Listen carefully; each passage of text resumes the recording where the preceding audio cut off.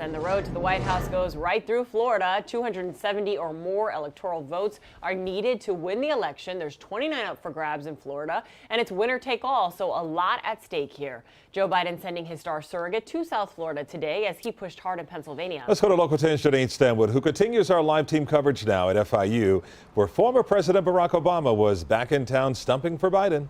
Janine.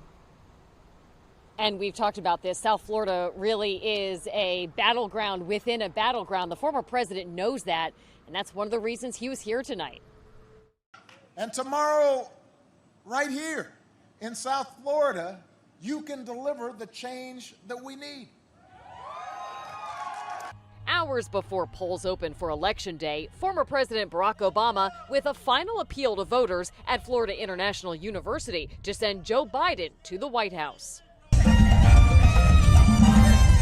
At this drive-in style event with an impromptu dance party, Obama stuck to his talking points and slammed President Donald Trump. He wants to take your health insurance away.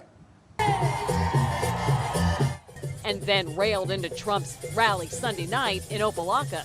So what's Trump's closing argument? Last night, this is last night on his COVID spreader tour. I mean, he's a super spreader.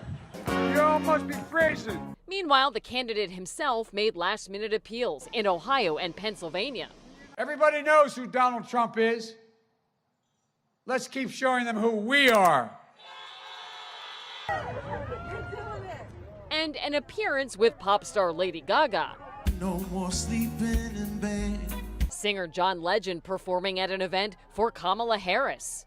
A new Quinnipiac poll shows Biden has a 5-point lead over the president, with 47% of likely Florida voters supporting him.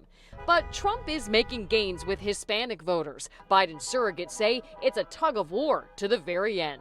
What's interesting about 2020 is that you have both parties taking margins away from each other. So the question is going to be, who took away larger margins than the other? Statewide, more Democrats voted early and by mail, but typically Republicans have a very big show out in person on election night. It's one of the many reasons why Florida is always one to watch. We're in Southwest Miami-Dade. I'm Janine Stanwood, Local 10 News.